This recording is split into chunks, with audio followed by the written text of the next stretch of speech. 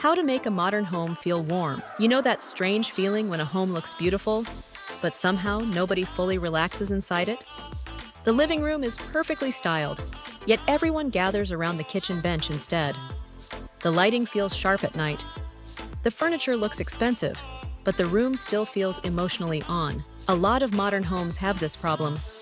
And the strange part is, people often think they need more styling, more furniture, or another renovation to fix it. Usually, that's not the real issue. This video is about the difference between a home that looks comfortable and one that actually feels comforting to live in.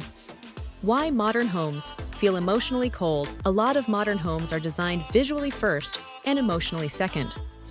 Open plan layouts, hard surfaces, bright overhead lighting, perfect symmetry. Everything looks polished in photos, but the nervous system experiences those spaces very differently in real life. Over time, we started noticing something interesting.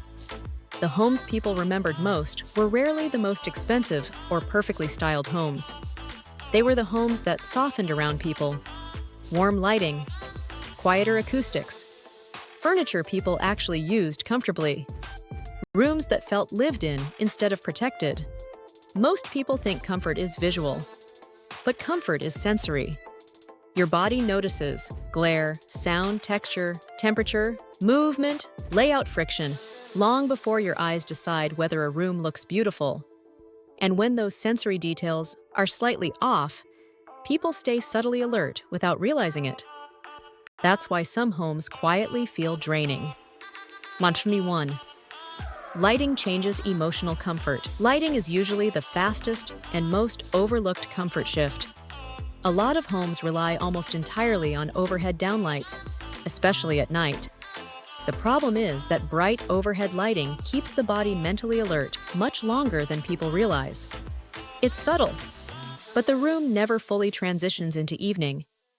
Now compare that to layered lighting, table lamps, wall lights, warm indirect lighting, softer shadows. Suddenly, the room feels quieter. Not darker, softer.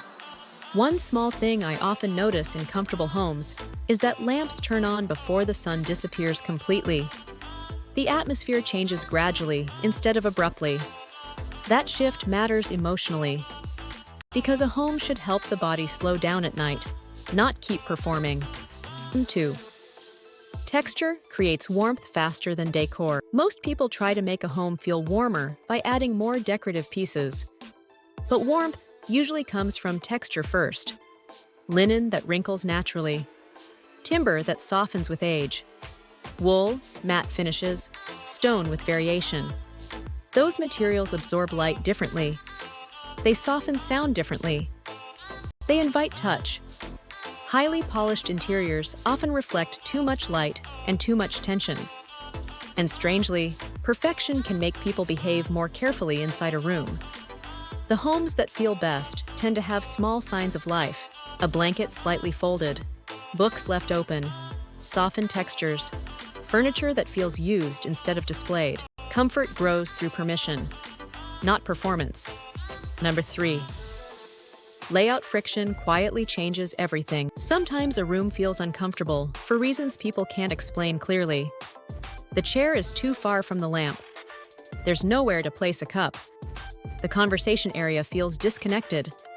The room looks balanced visually, but awkward behaviorally. That's layout friction. And small friction compounds emotionally over time. The most comfortable homes usually support daily behavior naturally. Lighting near seating, surfaces within reach, conversation-oriented layouts, pathways that feel intuitive. Good design reduces effort quietly. That's why truly comfortable homes often feel emotionally easier to live in, even when nothing dramatic stands out visually.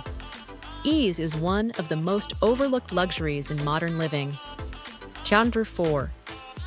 Comfortable homes support recovery. This is the deeper shift most people miss. A home is not just a visual environment. It's a recovery environment. The best homes reduce sensory stress quietly, softer acoustics, warmer transitions into evening, calmer visual pacing, materials that feel grounding instead of sharp, and that changes more than aesthetics. It changes how people move through the day. how they rest, how long they stay in a room, even how connected the home feels emotionally. Real comfort is rarely dramatic. Often, it's simply the absence of tension.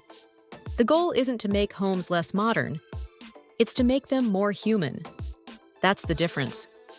The most successful interiors balance beauty and behavior, simplicity and softness, clean design and emotional warmth. And usually, the transformation starts much smaller than people expect. Better lighting, softer textures, more intuitive layouts. A room designed around how people actually live instead of how it photographs. Because the homes people truly love are rarely the homes that feel most impressive. They're the homes that feel easiest to exist inside. That's what creates emotional attachment to a space. And ultimately, that's what good design should do. If your home has ever looked beautiful but still felt slightly exhausting to live in, it's probably not your imagination. Comfort is sensory, emotional, behavioral. And once you start noticing those details, the way you design a home changes completely. You stop chasing perfection and start designing for how life actually feels inside a space. That's where warmth comes from. You'll find the full guide, examples, and comfort ideas over on the Fiore blog.